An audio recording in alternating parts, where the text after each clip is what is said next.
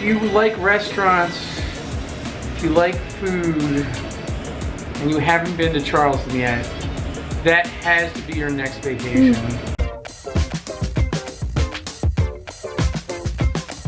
Okay, I figured I should start with some packing documentation, so I'm hopefully only bringing 2 bags. This is my backpack, obviously, and I'm gonna have like pretty much all my stuff that I'm gonna want like with me on the train. I will be carrying this little sling bag that just would have like wallet and you know, phone and like essential little things, and then this will just be at my seat, and then a majority of my items will be in a duffel bag. I'll show you in a second. So I just have my little checklist of things that I'll still need to pack like after tonight or tomorrow morning. Things that, you know, I'm still using, like some makeup and chargers and things that I still have. So I think I have, okay, I have like a couple of these. Oh, I can get that one. Okay, so I have a couple of these that I can check off already, and then some other things I have to do last minute before I leave. And then here's the duffel bag. It's not like, it's pretty well packed, but it's not like busting at the seams. It has a little wiggle room, so that has all of my clothes and like my toiletries. I will put my makeup bag in there when, you know, when I'm done with it tomorrow morning, and that should be good to go. So I'm pretty impressed that I think I'm gonna be able to fit all of this into those 2 bags. All right, we are here starting our trip at the beautiful 30th Street station in Philadelphia. So this is either my smartest travel idea or my dumbest, but we have been to Charleston, I think 4 times now. We've driven a couple times, we've flown a couple times. So this time I thought we would take the train.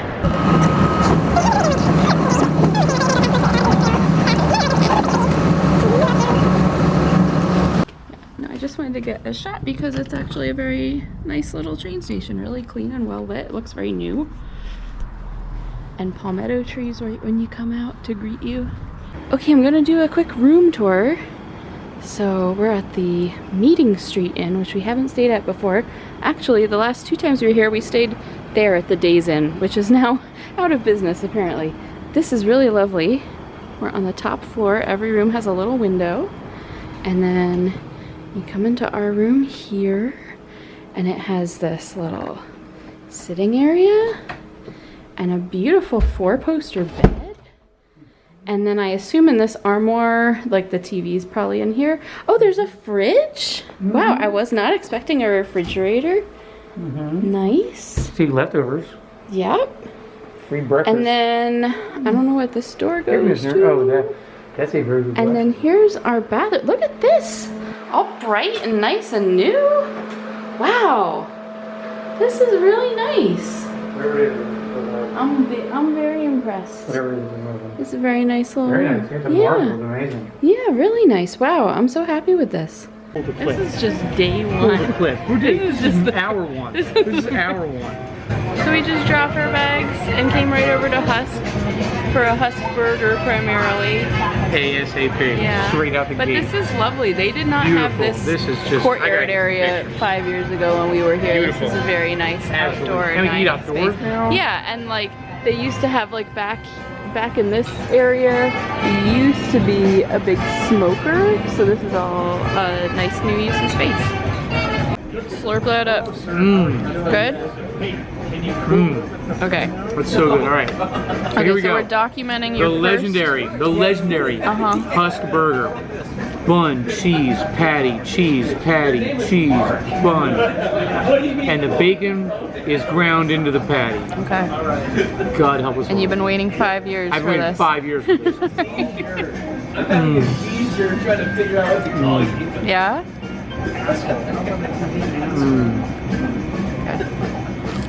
Oh, it's amazing. Okay. I will also compliment these French fries. I don't know what they are cooked in, fried in. Oh, it has to be lard. It's some kind of animal fat. This pimento cheese is like fantastic with these homemade crackers. That one was one of the best one I've ever had. Yeah, so good. All right, good little nighttime snack.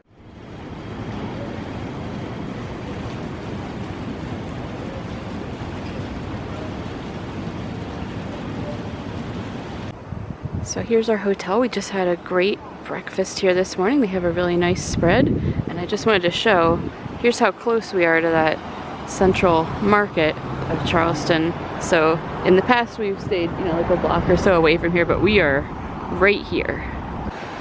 Beautiful King Street.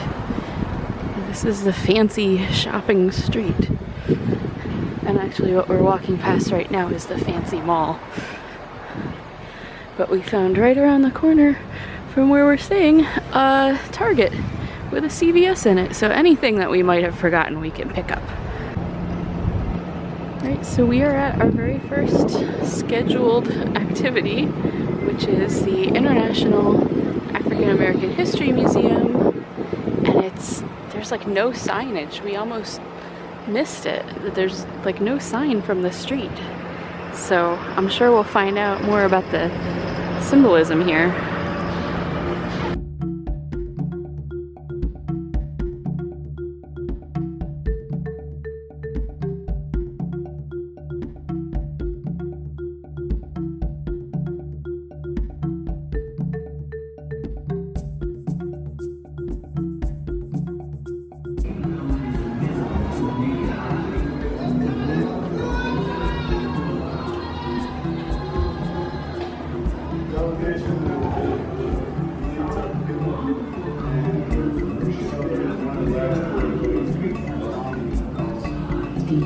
Blacks in every community are occupied like Indians.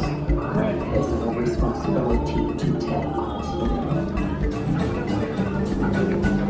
Scarification and hairstyle symbolize beauty or strength. Dig numerology. 15th century scholars of Timbuktu studied astronomy and knew about the rotation and the cycle of life.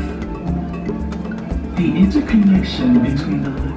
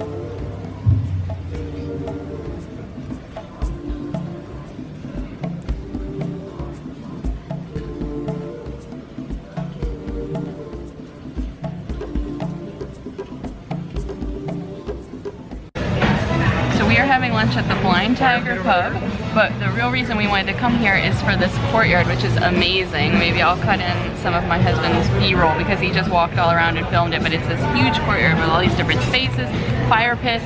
There's like a giant TV over here, big tables, so we were lucky to grab a table at the outdoor bar out here because they didn't have any like wait service tables available. So we're getting a cheeseburger that he's been dreaming about for the last 5 years, and hopefully a little bit lighter lunch because we have a dinner booked in a couple hours. So we are now at the Hayward Washington House, which is one of the historic homes that we had toured years ago, but it was one that I was like, oh, I wouldn't mind going back to that one. And actually it's a little different now because we have audio tours instead of an actual tour guide. But this is one of my favorite homes to tour here. There's a number of historic houses you can tour in Charleston, but actually, I don't know how many years ago, I read the book, The Invention of Wings by Sue Monk Kidd, and it's about like white young women who grow up with enslaved you know, people of the same age, and they kind of like grow up together in their family home, and they actually are based on the people who lived in this house, the Grimkeys, and they're real life women who became abolitionists and like lived in Philadelphia. So I didn't even realize that they were like real people whose home you could tour here until we came on a tour here at a previous trip, and I saw a picture of them on one of the signs here, and I was like, oh, wait, this is their house. So that was like a really cool connection, and I have noticed that now it seems like they play that up a little bit more. They had a more prominent picture of them in one of the front rooms.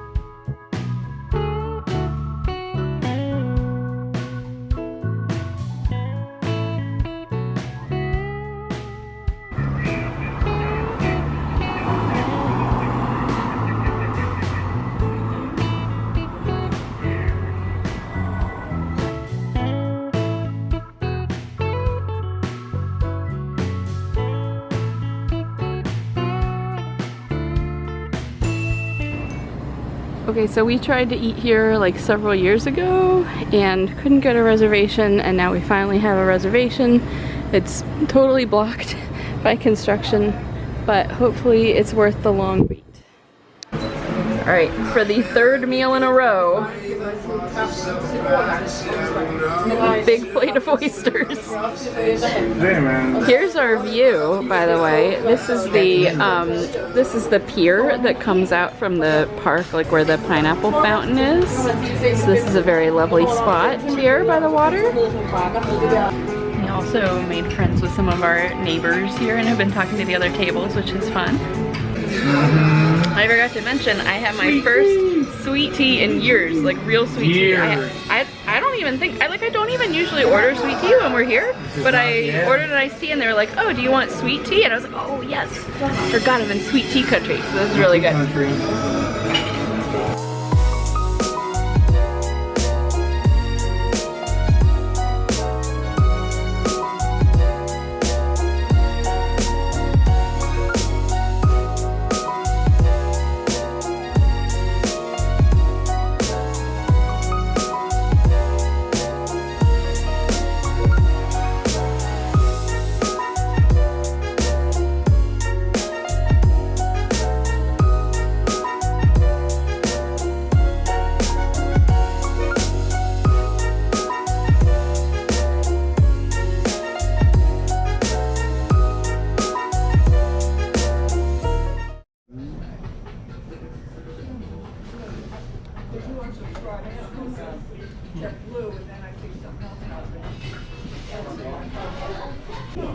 So this is what, lobster, wait a minute.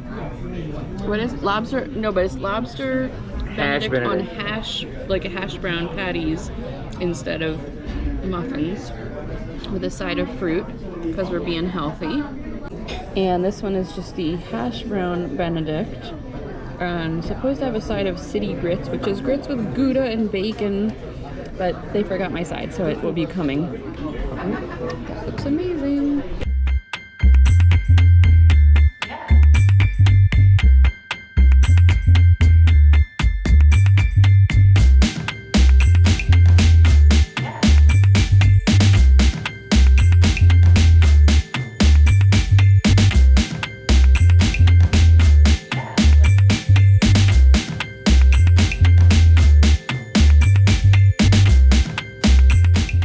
today we are going to the Gibbs Museum, Art Museum, which we were at a few years ago and weren't really planning on coming to this time, but then we saw that there is this Aubrey Beardsley exhibit that actually opens today.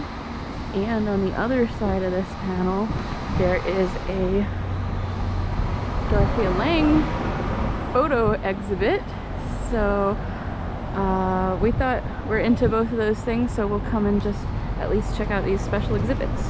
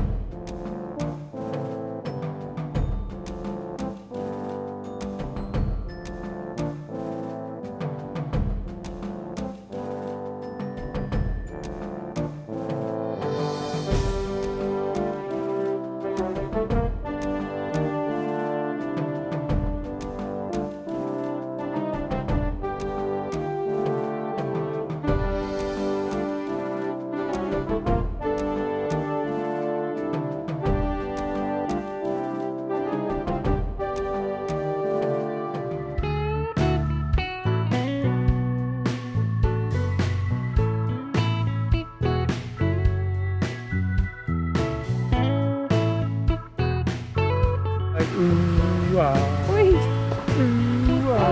You used to be able to just walk right up to it. I get to take turns at it? I have to like, okay, this is crazy.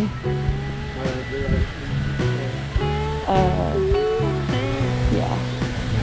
Sorry, but that's nuts. You used to be able to just walk up to it, walk in it, sit around it. No lines. Yeah. What is going on here?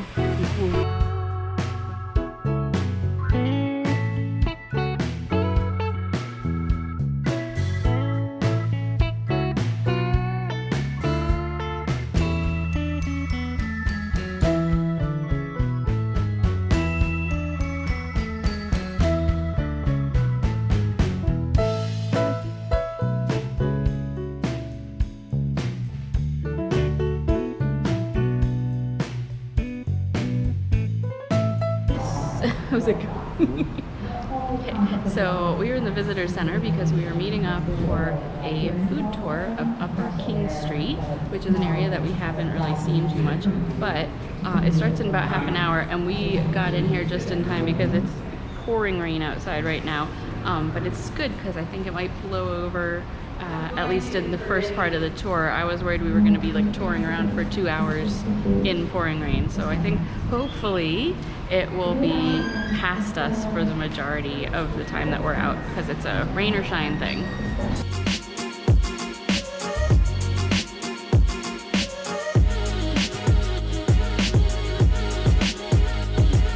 And Henrietta and Charlotte, and then his final child was the male, and it's John. So here we go, we're at 39 John.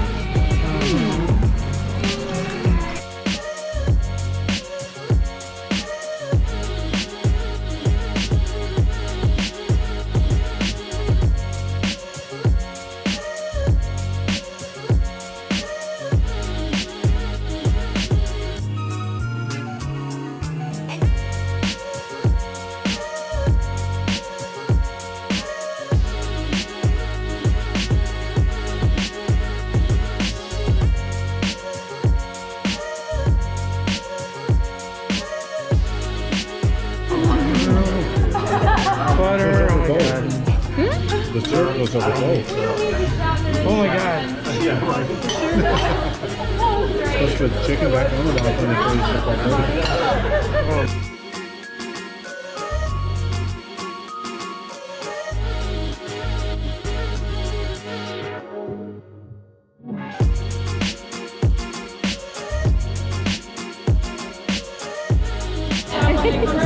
Yeah, so we have a bourbon smoked brisket. It's coming over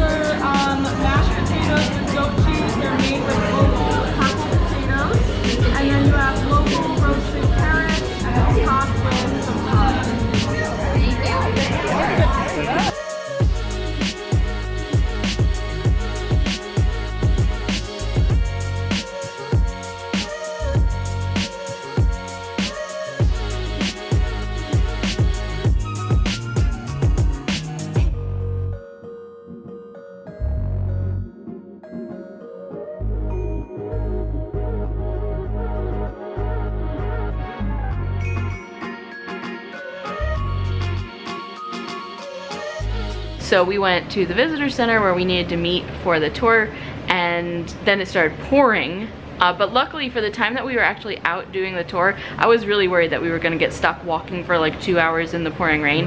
And luckily it was like drizzling a little bit at some points, but it wasn't bad. And we were indoors in restaurants most of the time. So this tour, we went to 4 different restaurants, and each one they served us something. And I thought we'd get like a bite.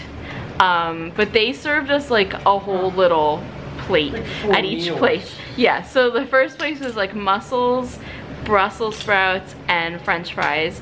I don't eat seafood, and I had put that on my request. So instead of mussels, they gave me a whole little cup of sweet potato soup, which was very good, but it tasted like just a pumpkin pie.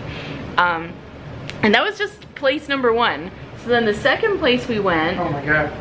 What do we have? Wasn't the 50s? Oh, yes, we had racetrack? Yes, it was racetrack themed, and we had shrimp po' boy, which again, I'm not eating seafood, so they gave me fried green tomatoes, and then everybody had a chicken and waffles, which is really good. But again, that was like a whole plate of food. Then we went to right next door. It's this like serve yourself wine bar. Like you just fill, like it's like a vending machine of wine, and you just hold a glass under and it fills it up. And we had there, they made us something that wasn't even on the menu, but the chef there does like a farm to table tour as well. So this was like the thing that she had made. So it was beef brisket on a purple sweet, like mashed purple sweet potatoes with roasted carrots, which is all amazing. But by that point, like, I could not finish that plate of food. And then the last place we went was dessert. We went to this like bowling alley kind of like game place. Like they converted this big large place into this kind of game space. And from there they gave us banana pudding, which was like a pretty good sized cup of banana pudding, boiled peanuts, which I actually probably would have liked more, but these were like really spicy. They had like chili peppers or something on them. They were hot. A little too spicy for me. They were hot by my standards. Yeah, they were hot. I would have liked them a lot more if they were plain. And then what did they call them? Like redneck beignets, but they were basically deep fried Oreos. You've got like 6 extra. They brought trays and trays of them, and at that point, like, basically nobody on the tour wanted to eat another bite, so we just had trays and trays of Oreos. So we actually brought some home. Where did you put them? Right here. Oh, they're still here. So we have a snack if we feel like if we're getting a little hungry later. Box of them. But also at our hotel where we're staying, not only do they have breakfast in the mornings, they have a wine and cheese hour in the evenings, and then probably around 8 p.m. tonight, they have like a milk and cookies time. So depending how we're feeling, we're gonna rest for a little bit, and then we might go down for the milk and cookies hour. We will see. I will add about the tour, like I said, I was like a little nervous that it was just gonna be like, go here and have a little bite, and go here and have a bite. And it really was like worth it. It wasn't a cheap tour, but it was definitely worth it, I think. And actually, like, the people we were with were all really cool. We've been on many tours where like nobody talks to anybody, and this was really nice. Actually, another couple like is like staying at our hotel, so maybe we'll see them at cookies and milk hour or breakfast tomorrow.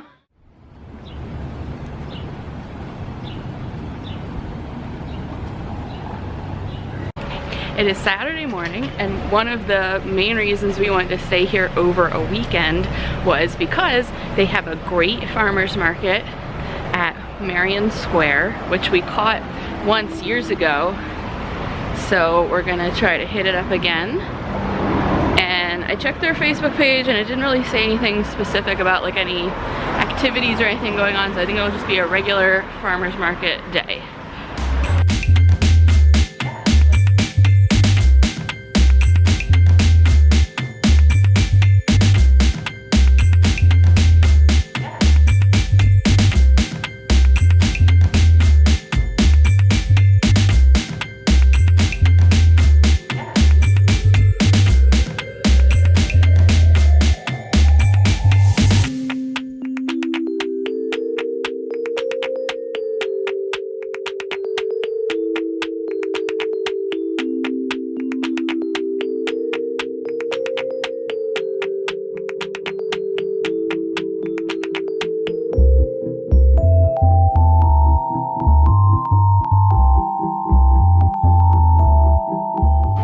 look at this beautiful avocado toast, and I asked for an egg to be added to it because it's from like the One Big Egg Cafe. Gorgeous. And they have sporks to use.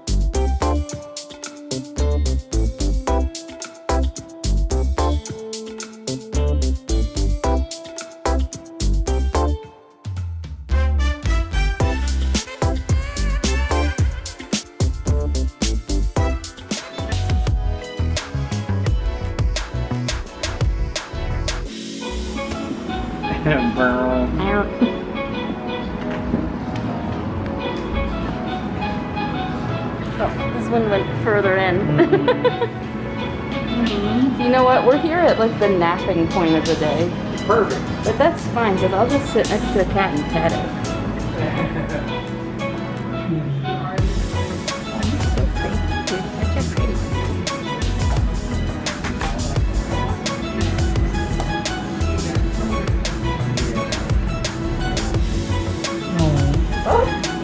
Whoa.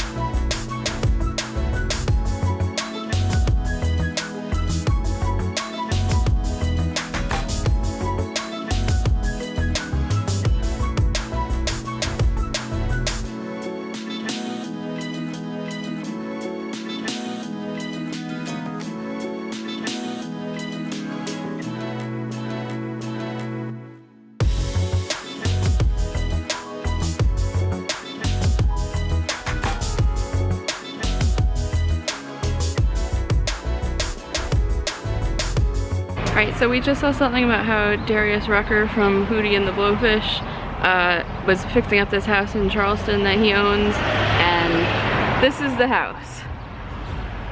So we found it, and we're gonna hoot at him. Okay, alright, so we are at the Four Corners of the Law, which is this intersection with these four white buildings. So I believe this one is state law. It's like a South Carolina thing. This is like local law. It's the City Hall of Charleston. This is God's law. It's a church. And this one represents federal. It's a US post office. And I actually have mailed postcards from here before. So there's the famous four corners of the law.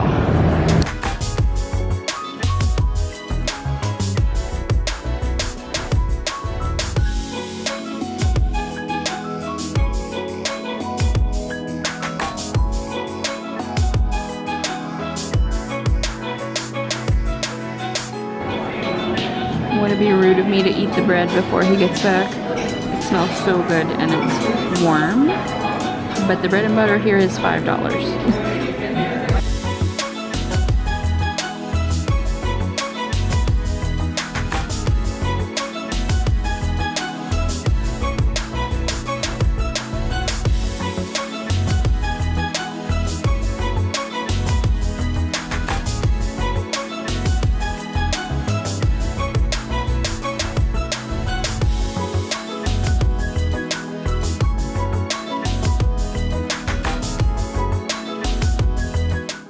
So this morning we took an Uber to the McLeod Plantation, which is just outside of the city. In my notes I have that this is an unforgettable, tough look at some of the nastier parts of local history.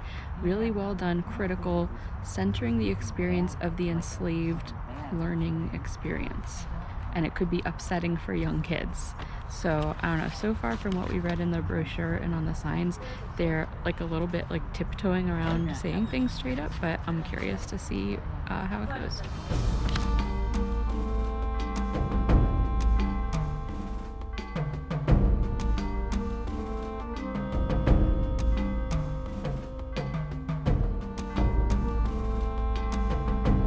Cellar where produce is stored below ground level to keep cool.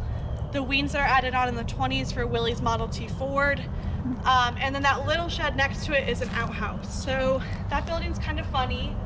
Archaeologists really love outhouses because everyone threw their trash in there.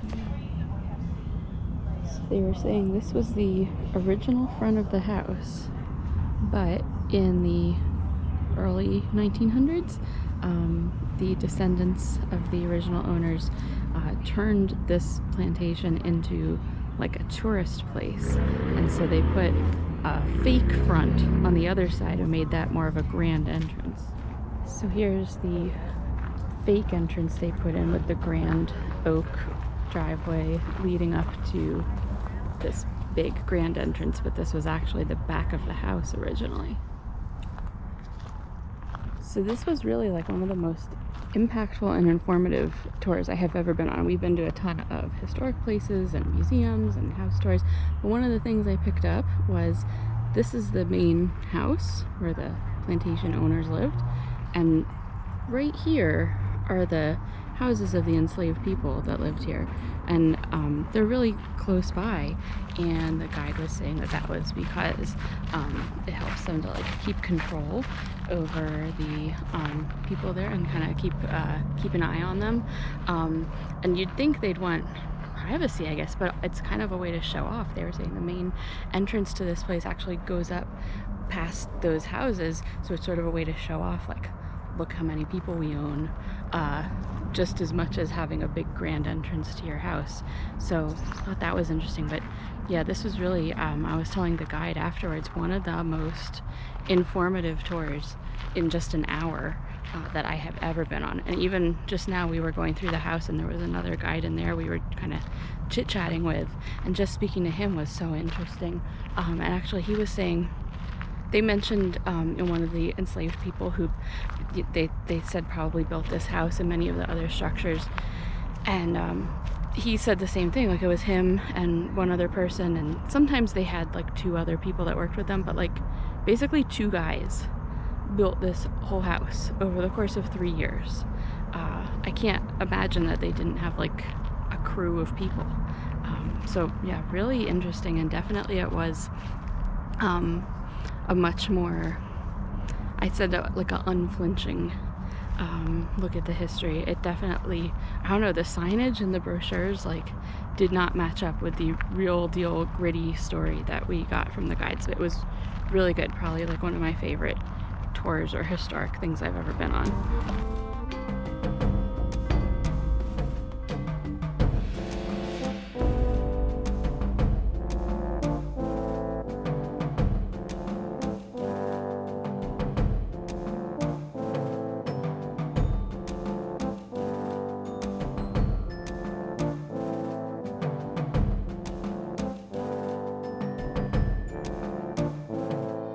this is kind of exciting. I had found this restaurant called Chez Nous, and they serve a different selection of appetizers, main course, and desserts every day, 2 of each, and for lunch and dinner.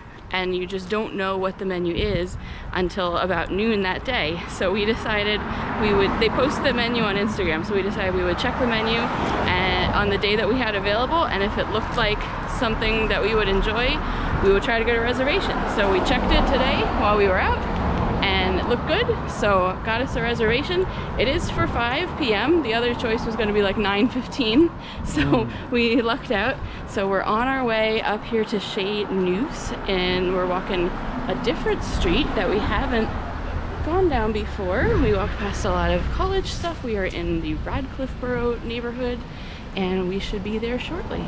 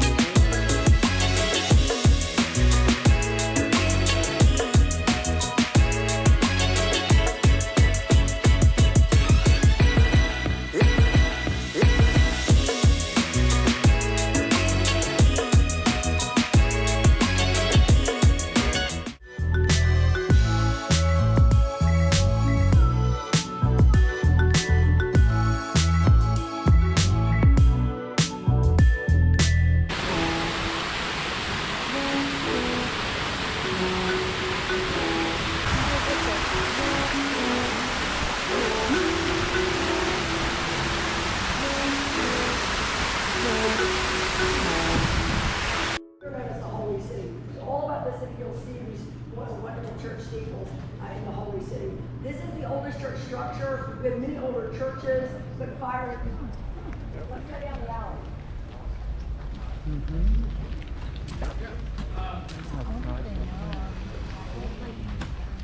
Here it's very hot. And before there was any air conditioning, the breeze was air conditioning. So they figure out if you make your house skinny and put a porch on the breeze side, the house is cooler. It's not about paying taxes. We're not tapping in, and he bought her this house. Aaron bought her this house. She was lost at sea on her way to Philadelphia. Yeah, they've got an unusual feature. They've connected their main house to their kitchen, how to navigate the sandbars between. So these number 7 and number 9 are early 1700s homes, and they were where harbor pilots lived. Behind 7 is 7.5. HA, and if you see the address on the top of the gate, hand wrought with no electric tools. He had learned from his grandfather, who had been a slave, how to do this work. And his grandfather never used electricity, so neither did he. Where we began, that marker that way, all the way up to the city market. And here was the point. There's still beneath us, but that is new brick that they added to show you where the district saved it. She bought that one across the street. She paints it a bright pink, fixes it up, a bright Caribbean color to brighten up the neighborhood. She was influential. And so she convinced other people to buy up, and there's one block was restored and painted and got the nickname Rainbow Road on the 30s. You know, it's hard to even find. There's not a production tonight, but there'll be Wednesday, Thursday, Friday, and Saturday if y'all are interested in coming. This is also where Alicia Rudd acted after her one smash hit, Gone with the Wind. She was an artist as well and painted the piece over the stage known as the Proscenio.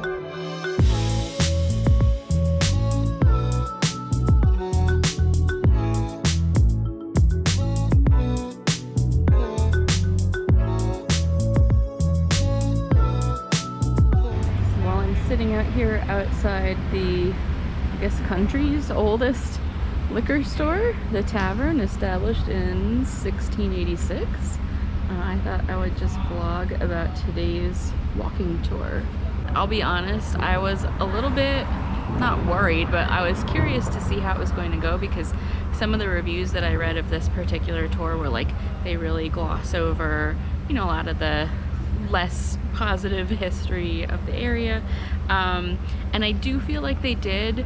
The guide did keep mentioning, like, you know, there was a lot of slaves in this city, and I want to acknowledge that. But she didn't really go that deep into it, and also just the fact even that she used that terminology of like slaves and slave owners, you know, when the accepted terminology, you know, more seems to be like enslaved people, making it more like people-centered. So it was interesting, but it was a good tour, and she is a native who's lived here her whole life.